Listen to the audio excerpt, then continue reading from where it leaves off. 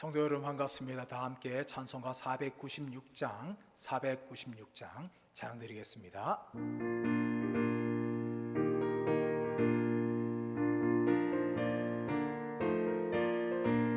새벽부터 우리 사랑함으로써 저녁까지 시를 부려봅시다. 열매 차차 익어 곡식 거둘 때에 기쁨으로 단을 거두리로다. 기쁨으로 단을 거두리로다. 기쁨으로 단을 거두리로다. 비가 오는 것과 바람 부는 것을 겁을 내지 말고 부려봅시다. 일을 마쳐놓고 곡식 거둘 때에 기쁨으로 단을 거두리로다. 기쁨으로 단을 거두리로다. 기쁨으로 단을 거두리로다. 씨를 뿌릴 때에 나지 아니할까 염려하며 심히 애탈지라도 나중 예수께서 칭찬하시리니 기쁨으로 단을 거두리로다. 기쁨으로 단을 거두리로다. 기쁨으로 단을 거두리로다. 아멘. 하나님 말씀은 구약성경 이사야 28장 23절에서 29절 말씀입니다. 구약성경 이사야 28장 23절에서 29절 말씀입니다. 우리 한 목소리로 함께 읽겠습니다. 시작. 너희는 귀를 기울여 내 목소리를 들으라. 자세히 내 말을 들으라. 파종하려고 가는 자가 어찌 쉬지 않고 갈기만 하겠느냐. 자기 땅을 개간하며 고르게만 하겠느냐. 지면을 이미 평평히 하였으면 소의 양을 뿌리며 대의 양을 뿌리며 소맥을 줄줄이 심으며 대맥을 정한 곳에 심으며 기리를 그 가에 심지 아니하겠느냐.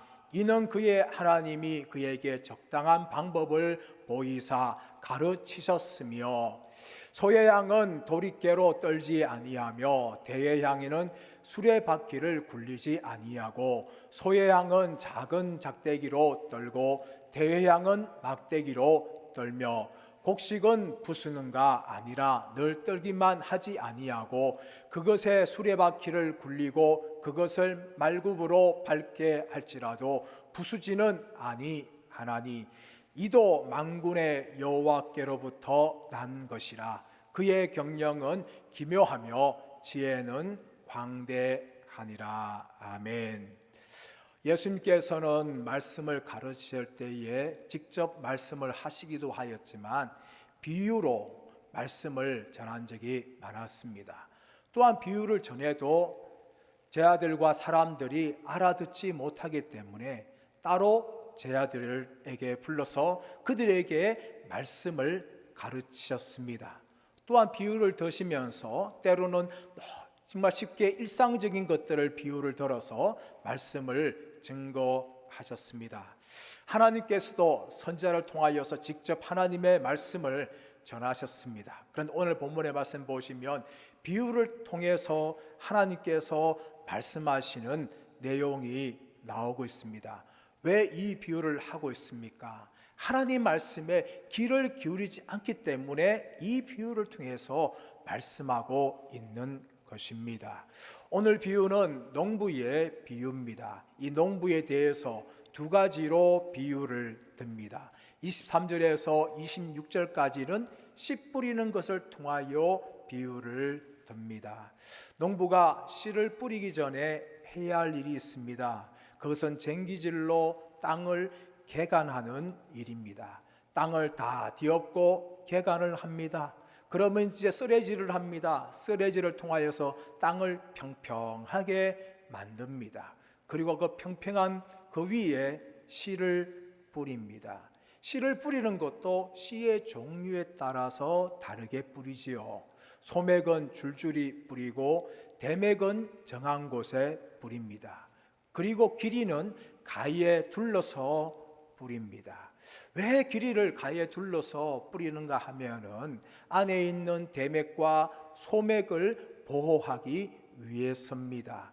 그리고 또 한 가지는 무엇인가 하면은 바로 밭과 밭 사이에 경계를 표시하기 위해서 길이를 가위에 뿌린다는 것이죠. 그런데 이렇게 씨 뿌리는 방법에 대해서 누가 가르쳤는가 하면 만군의 여호와께서 그 방법을 농부들에게 가르쳐 주신 것이라고 말하고 있습니다. 사랑하는 여러분, 이 세상을 살아가면서 우리는 정말 지혜가 필요합니다. 세상에 어떤 일을 한다 할지라도 지혜가 있어야 됩니다. 지혜가 없이 아무리 열심히 해봐야 그 열심은 고생에 불과합니다. 그러나 지혜롭게 일을 열심히 할 때에 그 일은 효과적으로 이룰 수가 있는 것이지요. 그러므로 야고보서 1장 5절에서는 우리에게 지혜를 구하라라고 말합니다. 누구든지 지혜가 부족하거든 지혜를 구하라. 꾸짖지 아니하신 하나님께 구하라.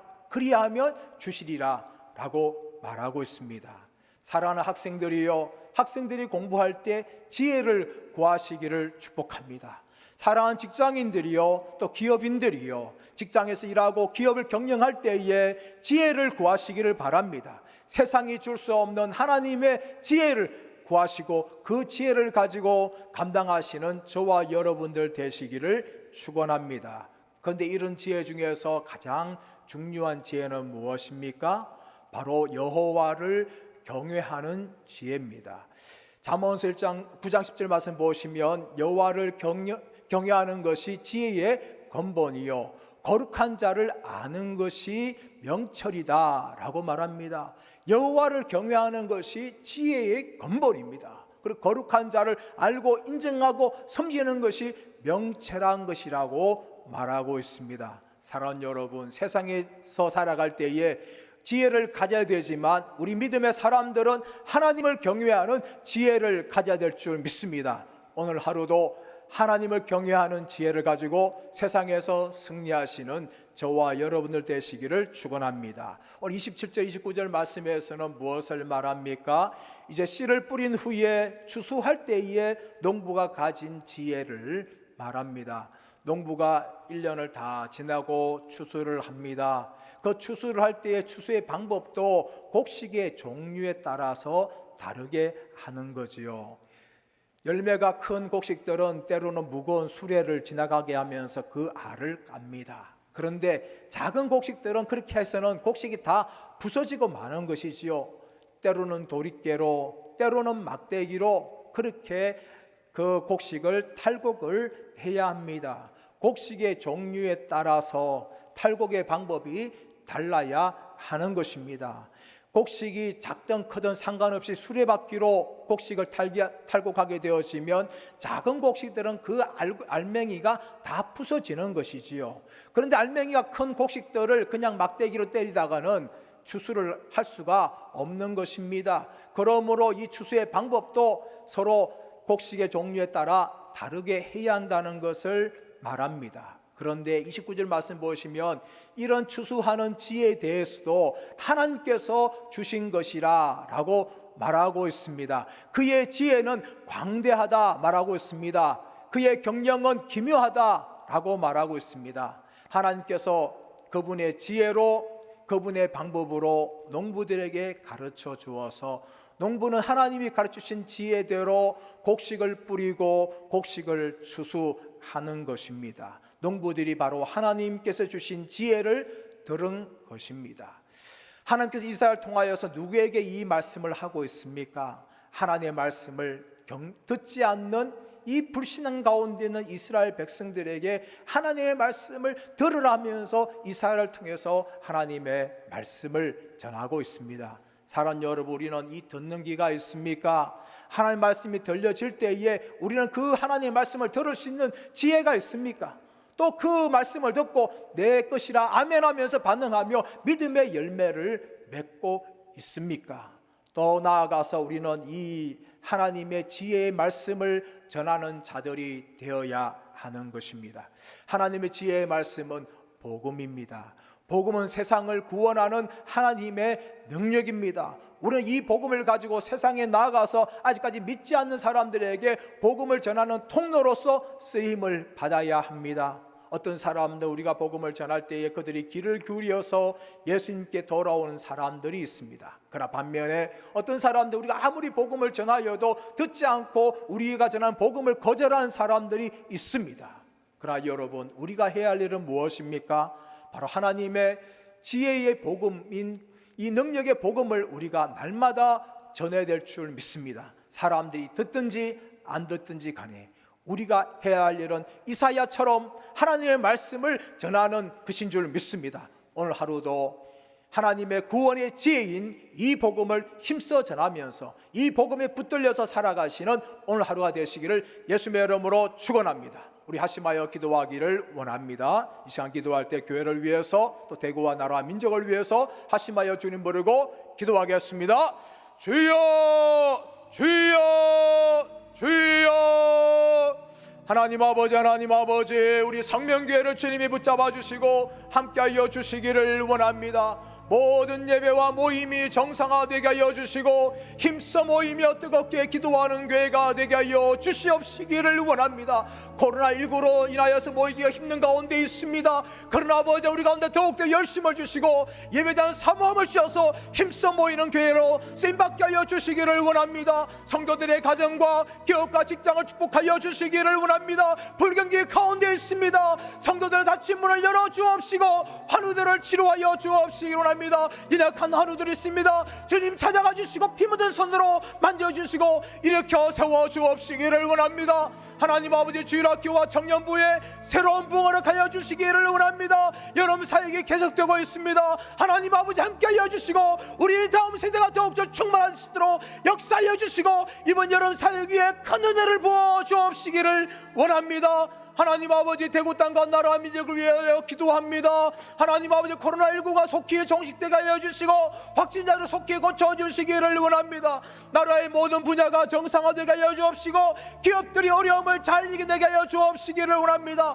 포괄적 차별금지법이 국회를 통과하지 않도록 주님 막아주시고 이 나라를 지켜주시기를 원합니다. 북한과의 관계가 안정되게 원하옵고 자유평화 통일이 되게 하여 주옵시고 북한 땅에도 신앙의 자유가 허락하여 주시고 김정은 정권이 속히 무너진 역사가 있게 하여 주시기를 원합니다. 한국교회 예배가 회복되기를 원합니다. 힘써 모이기 원합니다. 다시금 부흥하는 한국교회가 되게 하여 주시고 다시금 쓰임받는 한국교회가 되도록 주여 성령이여 한국교회 가운데 진임하여 주시고 역사하여 주시기를 간절히 원합니다. 하나님 아버지, 우리가 이 세상을 살아갈 때에 나의 지혜가 아니라 하나님 주시는 지혜로 우리가 맡은 자리에서 승리하게 하여 주옵시기를 원합니다. 또한 아버지 하나님, 우리가 이 구원의 지혜인 하나님의 복음을 힘써 증가하기를 원합니다. 사람들이 듣든지 아니 듣든지 간에 우리는 믿지 않는 자들 가운데 지금도 지옥을 향해 달려가는 사람들을 향하여서 예수 그리스도의 이 구원의 지혜인 복음을 증가하는 우리 성명교회 모든 성도들 다 되게 하여 주옵시기를 간절히 원하옵고 무더운 여름 가운데에서도 하나님의 말씀으로 승리하게 하여 주옵소서. 감사와 찬양을 드리며 존귀하신 주 예수 그리스도의 이름으로 기도드리옵나이다. 아멘. 사랑하는 성도 여러분, 오늘 하루도 구원의 지혜인 복음에 붙들려서 살아가시는 저와 여러분들 되시기를 축복합니다. 감사합니다.